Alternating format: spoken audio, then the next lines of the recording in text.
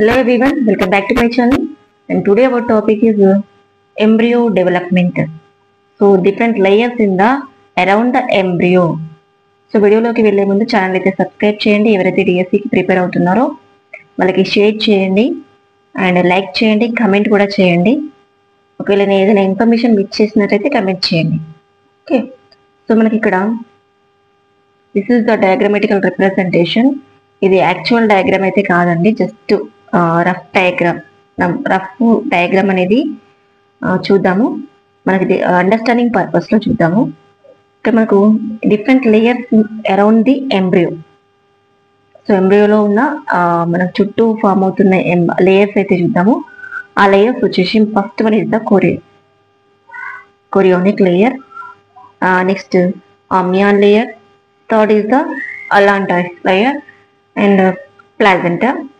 ఇక్కడ చూడండి, first layer వచ్చేసి మనకు ఇది కనుక మనకు యూటేరస్ అనుకున్నట్లయితే, ఈ బ్లూ కలర్ లైన్ ఉంది కదండి, అది మనకు యూటేరస్ అనుకున్నట్లయితే మనకు మీసోడర్మ్లో 3 డర్మ్స్ అయితే ఉంటాయి కదా, మనకు మీసోడర్మ్లో ఇంప్లాంటేషన్ అనేది అవుతుంది. ఇక్కడ చూసినట్లయితే ఫస్ట్ లేయర్ కొరియానిక్ లేయర్ ఎట్లా ఉంటుందంటే, మనకు tiny finger like projections, small pools which are present in the layer. Tiny finger like projections అన్నారు కాబట్టి ఇలా డ్రా చేసుకున్నాను నేను.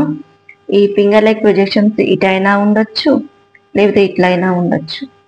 ఇట్లా ఫింగర్ లైక్ ప్రొజెక్షన్స్ అనేది ఉంటాయి.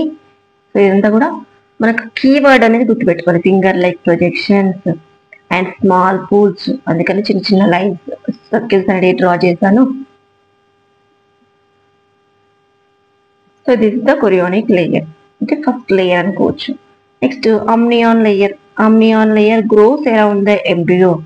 So if you think this is the embryo, around the embryo one more layer, that layer is the amnion layer. That amnion layer which is behind the chorionic layer and around the embryonic layer. Next allantois. Allantois, the edges of the amnion forms the allantois and also known as the umbilical cord, contains the blood vessels.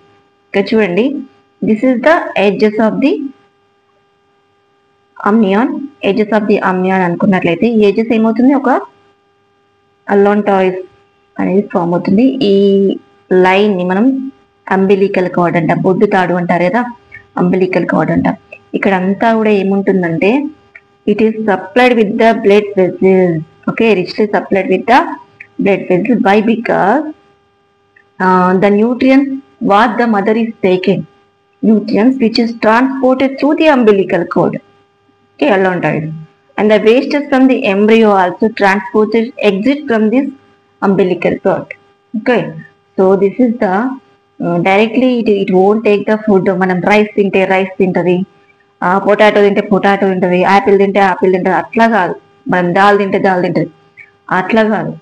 So ఎట్లా వస్తుంది, మనం rice తీసుకున్నట్లయితే carbohydrates ఉంటాయి కదా, మన end product maltose అనేది form అవుతుంది కదా. సో ఆ కార్బ్స్ అనేటివి ఈ అంబిలికల్ కార్డ్ ద్వారా ఎంబ్రియోకి అనేది ట్రాన్స్పోర్ట్ అవుతుంది. మనం పప్పు తింటుంటాం కదా డైరెక్ట్గా, దాల్ కాకుండా, అది డైజెస్టివ్ ప్రోటీన్స్ ఉంటాయి కదా, peptides, peptones, that is transported through the umbilical card.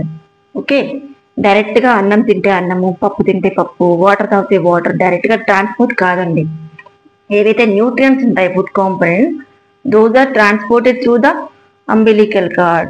Okay, so to the embryo, and the edges of the amnion forms the umbilical cord. Allantois అని కూడా అంటాం. It is richly supplied with the blood vessels for the transportation of the nutrients and excretion of the substances, and also transportation of the diffusion of gases.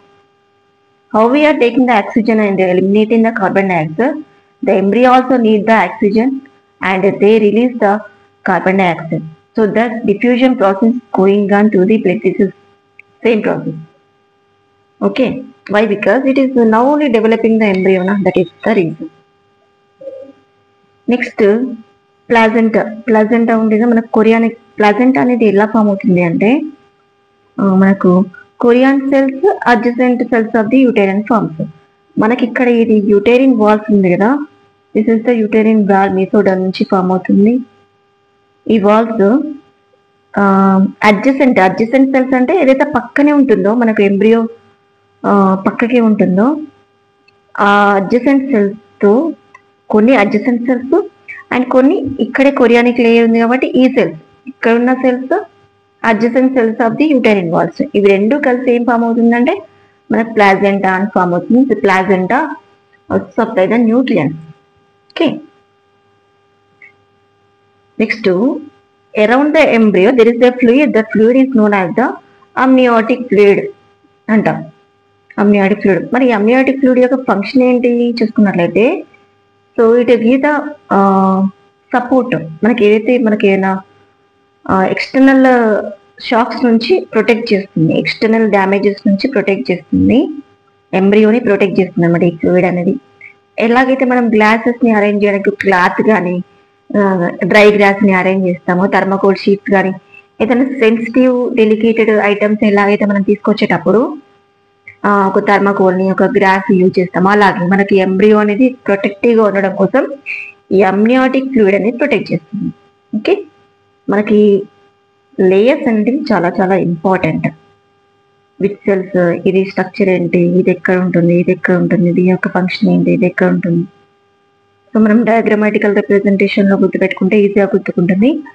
So this is what about the different layers in the embryo and it is in the 10th class reproduction lesson.